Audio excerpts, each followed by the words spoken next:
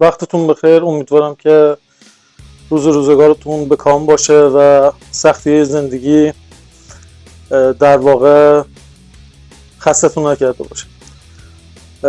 در خدمتتون هستیم با یه برنامه دیگه.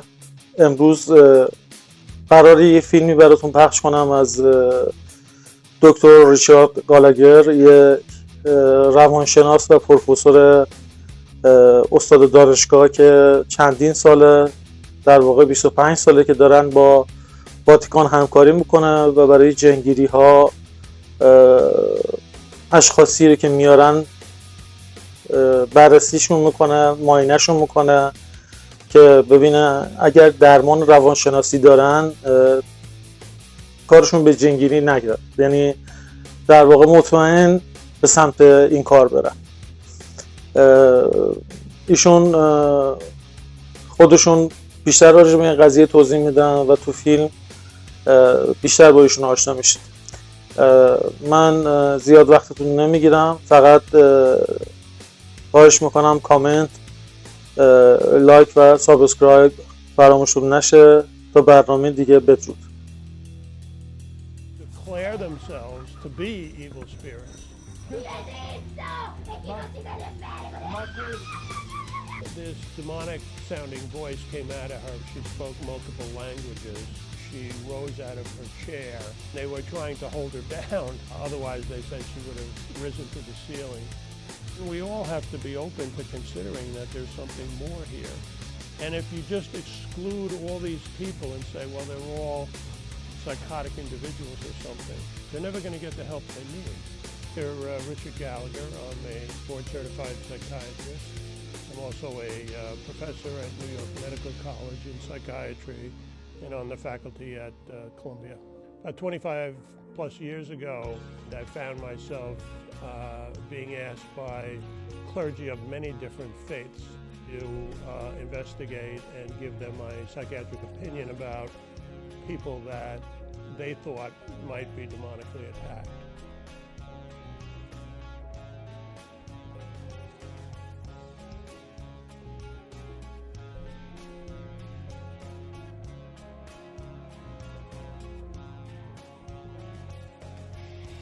I went into my conversation with this priest a little on the skeptical side, and somewhat to my surprise, he liked that.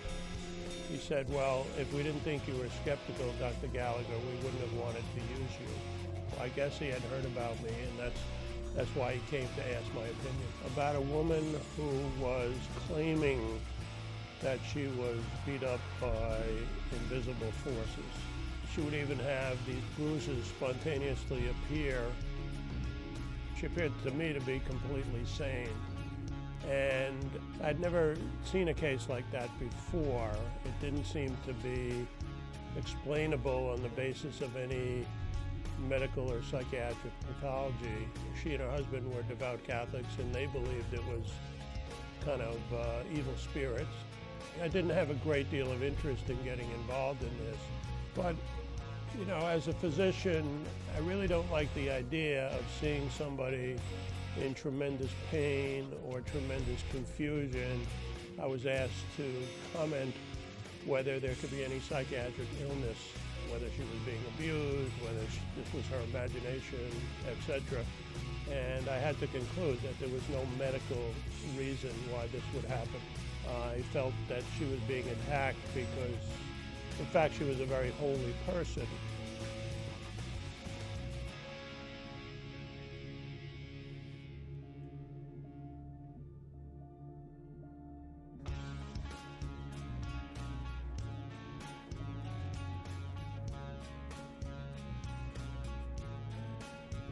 I believe in science. I trained at an American medical school. I use the results of scientific studies every day of my life. I believe in evolution. I believe in the Big Bang. I believe in quantum theory. I just have had a rare window or a rare opportunity to study these things a little more rigorously than most doctors would have. With a possession, you have to have, at least in the Catholic Church, what is called moral certainty. And there are very strict criteria. And it really depends on evidence. The essence of a possession is a person going into a trance and a demonic sounding voice coming out of them.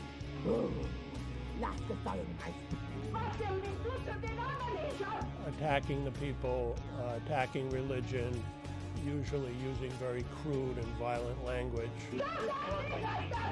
Like, leave her alone, she's ours, this type of thing. Superhuman strength, knowing secrets of people that a human being could never know otherwise.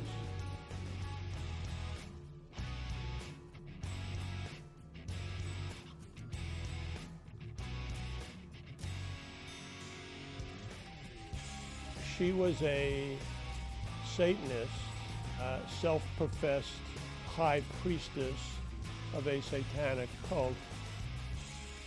The night before I first met her,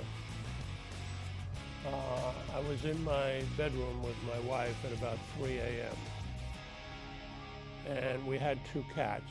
And these 2 cats just went completely berserk in a way that we had never seen before. And we were mystified. And the next day, the priest introduced me to Julia. And the first words out of Julia's mouth were, "Well, Doc, how did you like those cats last night?" Now, I'd never met the woman before. She would often tell me how people's parents had died. For instance, she told me, "I know your mother died of ovarian cancer," which was true.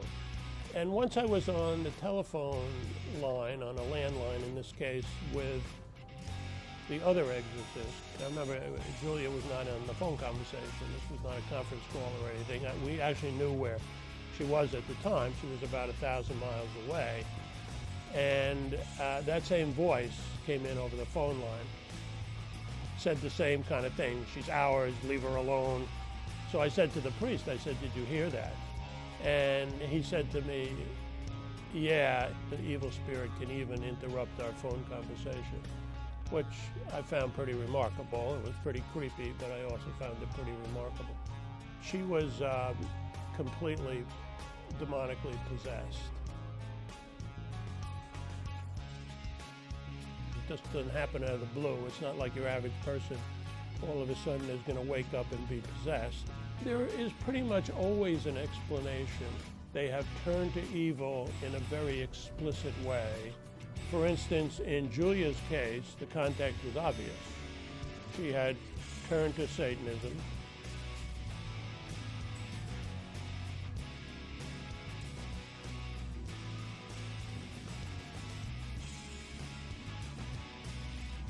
These are not fringe beliefs. And then there are countries around the world where Haiti, Madagascar, for instance, everybody in the country believes in the devil and everybody believes in possessions. And then throughout history, most cultures, certainly most major religions, they've always had a belief. In fact, they have an official belief in evil spirits and the ability of evil spirits occasionally to attack people.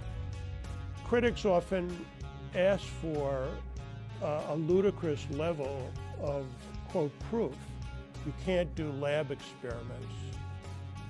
And in my experience, many critics, they've never seen a genuine case. They've never even spoken to an official exorcist. I don't think that's very scientific of them. Many people in the mental health field are more open to healthy spirituality than they were in the past. We have, I think, moved past an era heavily influenced by Freud's atheism, where psychiatry was actually hostile to religion and spirituality.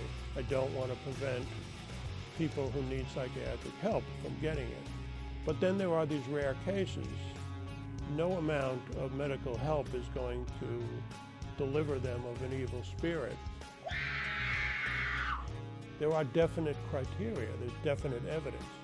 Although the evidence, while massive throughout history, is of an historical nature. If that's not good enough for you, well, you're never really going to be able to understand this field.